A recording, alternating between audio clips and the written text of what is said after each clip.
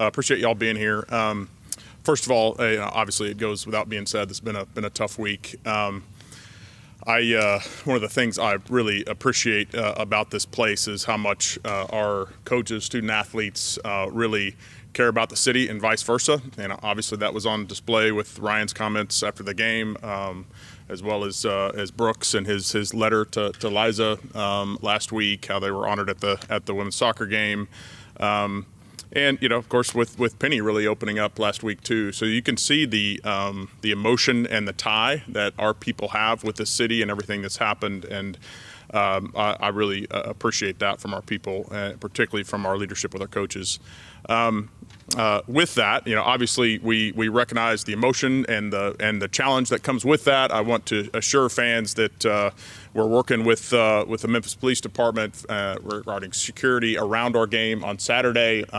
We always contract with the Memphis Police for all of our events, by the way, on campus or off, to have a presence. But we especially recognize the need this weekend and a visible presence in our parking lots. One of the other things you'll notice from a security standpoint is that we'll have magnometers at the entrance for the first time. So that was something that was planned well in advance of last week and was already happening. But fans will notice as they enter into the gates initially that they'll go through a screening process really for the first time at our football games. That's another development that you'll see. I'm also really proud of our staff because, as you all know, this is the 901 game. So something we started here a few years ago is sort of intended to be kind of a family reunion of sorts for the community. So that certainly ties in well with where we're at. But also our staff has done a great job of really taking that to another level by making it 901 week, and you'll see several things throughout the week sort of leading up to that first game, both in the community with our students, with several different events, some social aspects. So look for that. I don't want to steal the staff's thunder, but you'll see a lot of that as you're moving forward here as well. And then just a couple other things. One, first of all, hopefully everybody is painfully aware that we have converted to digital tickets and parking, that we have hit that many times. We are excited about that development, and it'll really make it a lot easier for fans to share tickets, to transfer tickets to friends and family and make sure those tickets are used. But it does require a learning process. So just again, a reminder to download the official Memphis Tigers app and download the tickets and put them in your digital wallet before the game. So before you ever arrive to the game, that's a key takeaway. We're hoping all fans recognize, and also to come early, because while we're staffing up even more outside at the entrance to the parking lots to give people a chance to get in and to work through these first few games as we learn, it is important that folks show up early. And finally, along that same lines, we appreciate the partnership with the city, and they have actually purchased and will be having pedestal scanners at the gates, at the entrance to the gates. So another way to make it a little faster and easier as fans enter into the venue. But after you go through the wanding and security, you'll then go to actual pedestal scanners with your digital ticket. So I think that hits pretty much all of the highlights. I'll check my notes here real quick. You also see some I think improvements in our tailgate scene, where we've done some things to move the students closer to the rest of the tailgate scene to make them more visible and part of it. You also see some more tents along Tiger Lane and other things we're doing. So hopefully everybody can tell that there's a lot of effort going into continuing to invest in and make our fan experience even better at Tiger football games.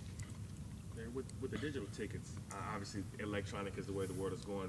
What was the process in choosing to do that and go away from the printed tickets? Yeah, so it was actually something we started here over the last couple of years, particularly with COVID and what that sort of forced from a use standpoint. So we've had digital ticketing. We're really just transferring more fully to that for a lot of reasons. The biggest reason is it is more customer friendly. So once people learn how to use it, they recognize the process, they'll see that it's much easier. You don't have to worry about carrying around tickets. Everybody always has their phone with them, and you can easily transfer those, which is important because we want people to use their tickets, right? Not only buy the tickets, but show up and be there at the game. So. We have as media digital passes to get to get in. I'm not talking about to get in the game. I'm talking about to park.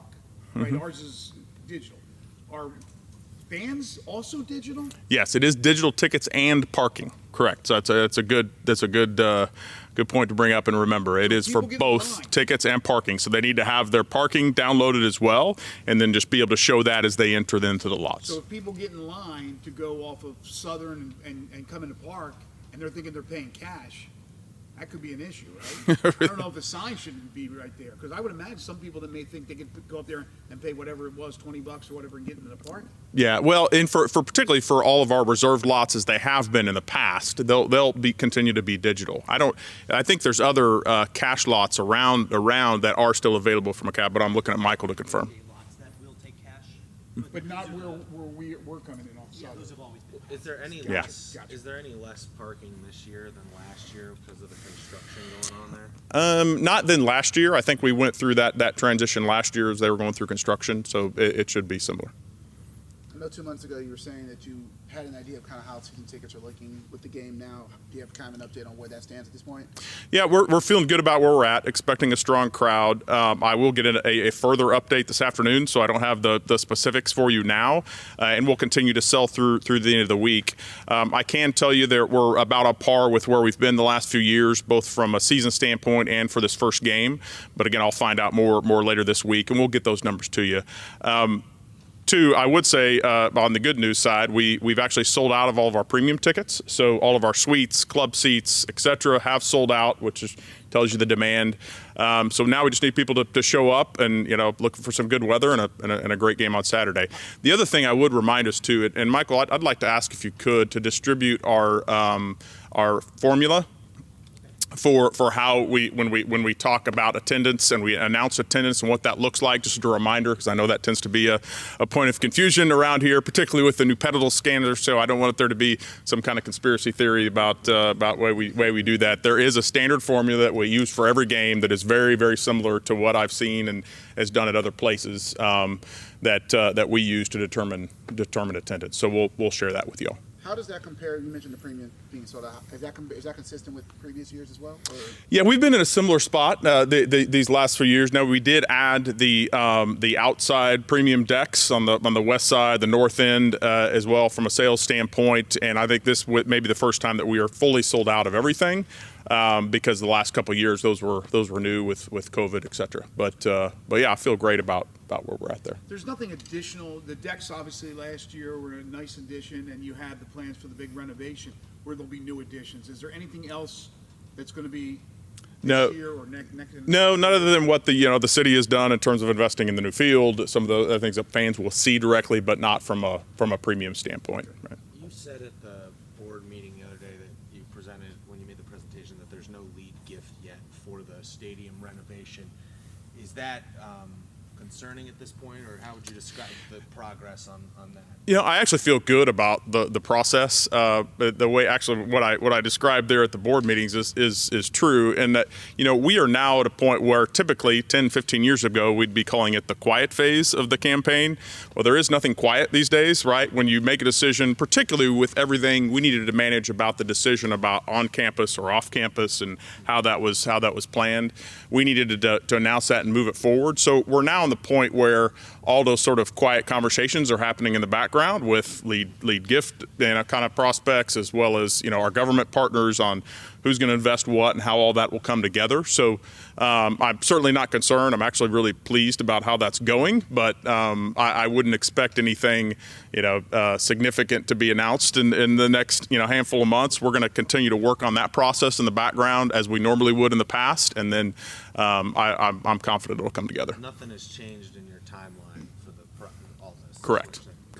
Laird, do you think it's necessary, or maybe it's already started, that you reach out to local politicians for their input to help from the state standpoint to be able to get that message across that their assistance would be nice? Well, we are working with the city, and it's our facility, and they need to take the lead on that. From a political standpoint with city government, state government, et cetera. But we're certainly partnering with them, staying in communication with them on that, and trying to support that effort in whatever way we can. One last question about the tickets for fans who may be slow getting on the electronic train. There is an option for them to still have printed tickets, correct? Yes. So if they struggle, maybe they don't have a smartphone, or if for whatever reason it's really important to them to have printed tickets, they can do that. They can call our ticket office directly. They can come in.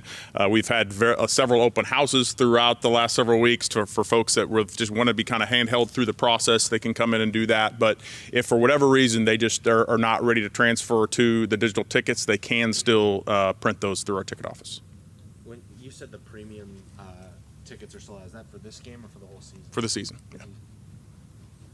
What have you made of the start? Obviously, the team got a big win on Saturday. What have you made of what you've seen so far from the team? Yeah, I've been saying for a while now, and it's very genuine. I feel really good about what's going on here. The kind of program Ryan continues to build and do it the right way.